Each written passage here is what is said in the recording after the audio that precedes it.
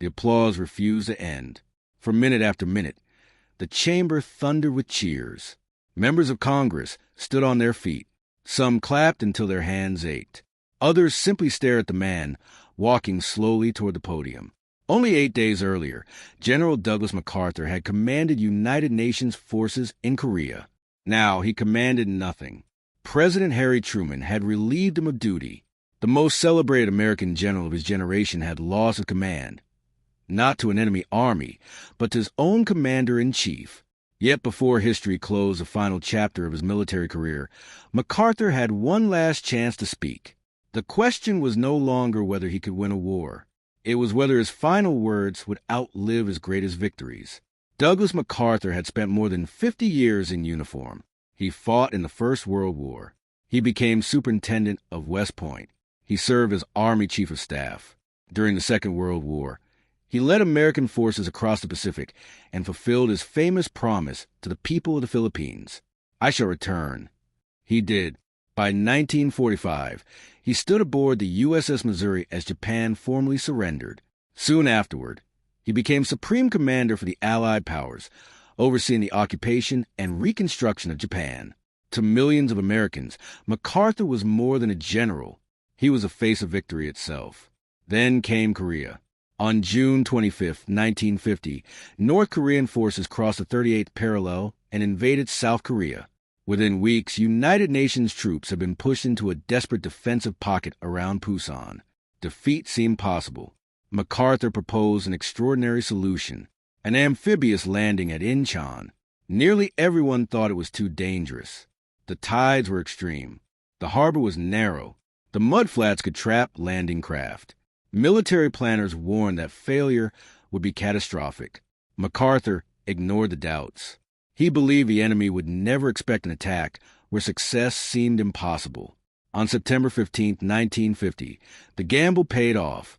The Inchon landing shattered North Korean supply lines. Seoul was recaptured. The invasion collapsed. Almost overnight, the war changed direction. MacArthur became a hero once again. But victory brought confidence, and confidence would soon become confrontation. As United Nations forces advanced into North Korea, MacArthur believed the war could be ended completely. He urged continued offensive operations toward the Chinese border. Washington hesitated. Communist China had already warned that foreign troops approaching the Yalu River would not be tolerated. President Harry Truman feared something far larger than Korea. He feared another world war. The Soviet Union now possessed nuclear weapons. A wider conflict with China could pull Moscow directly into the fighting. For Truman, preventing global war became more important than achieving total victory in Korea. MacArthur saw things differently. To him, wars were meant to be won. Political restrictions only prolonged suffering. He argued that military commanders should be allowed to strike the enemy wherever necessary. As Chinese forces entered the war in massive numbers, the disagreement deepened. United Nations troops were forced into a bitter retreat through freezing mountains. The optimism that followed Inchon disappeared almost overnight. Inside Washington, tensions reached a breaking point. MacArthur began publicly criticizing the administration's strategy. His statements questioned the policy of limited war. Then came the letter. In March 1951, MacArthur wrote to Congressman Joseph Martin, openly supporting a more aggressive military approach. When the letter became public, Truman concluded that the issue was no longer simply about Korea. It was about civilian control of the military. The Constitution gave military command to the president. No general, regardless of fame, could publicly challenge national policy while remaining in command.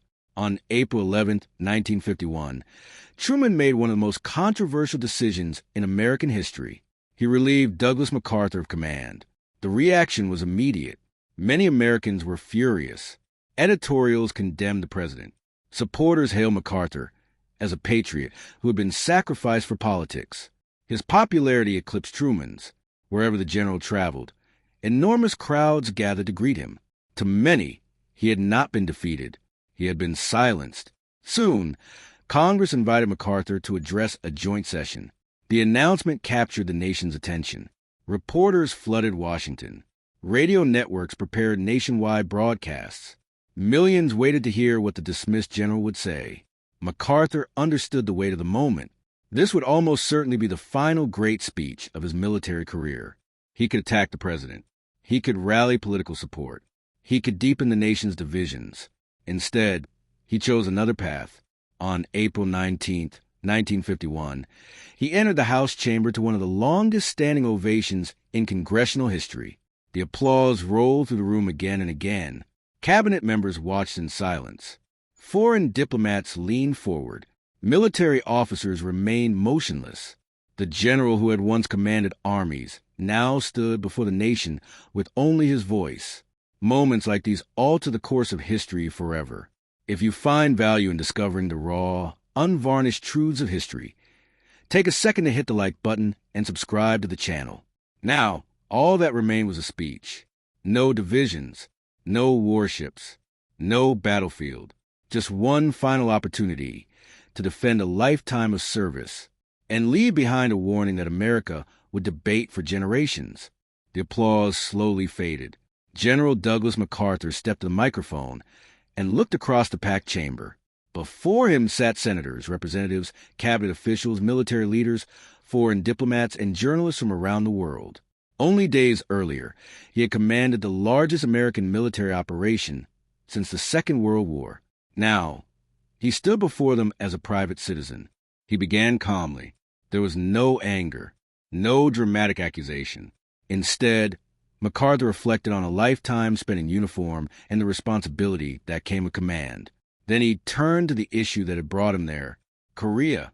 MacArthur argued that the war could not be won under the restrictions imposed by Washington. In his view, Communist China had become an active participant in the conflict. If Chinese forces could attack across the border, while American forces were forbidden from striking military targets inside China, the war would remain trapped in a costly stalemate. He believed soldiers should never be asked to fight a war without the means to achieve victory.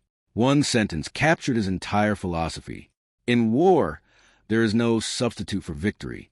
The chamber erupted in applause. To many Americans, those words reflected common sense. Wars, they believed, were fought to be won. But the Truman administration saw the conflict through a different lens. President Truman feared that expanding the war into China could provoke direct Soviet intervention. The Soviet Union had tested its first atomic bomb only 2 years earlier. Another global war might quickly become a nuclear one. For Truman, limiting the war was not a sign of weakness. It was an attempt to prevent a catastrophe far greater than Korea. Neither man doubted the other's patriotism. They simply carried different responsibilities. MacArthur focused on winning battles. Truman carried the burden of preventing a third world war. History has debated their disagreement ever since. As the speech continued, MacArthur reflected on the meaning of military service. For more than half a century, the Army had shaped every chapter of his life.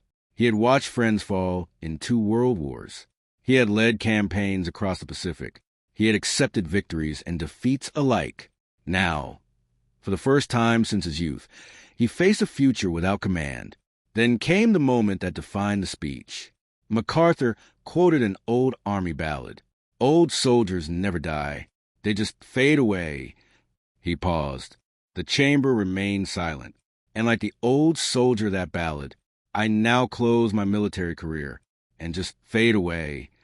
There were no triumphant final words, no promise of revenge, only acceptance. The speech ended to another thunderous standing ovation. Many members of Congress openly wept. Across America, millions listening on radio heard the farewell of one of the nation's most famous military leaders. For a moment, it seemed possible that public opinion might force the administration to reconsider. But that moment never came. Truman did not reverse his decision. Instead, Congress launched hearings to examine the controversy. For weeks, military leaders and government officials testified. The question was larger than MacArthur himself. Could an American general publicly oppose presidential policy while remaining in command? The Joint Chiefs of Staff supported Truman's decision, not because they questioned MacArthur's courage or military brilliance. Few did.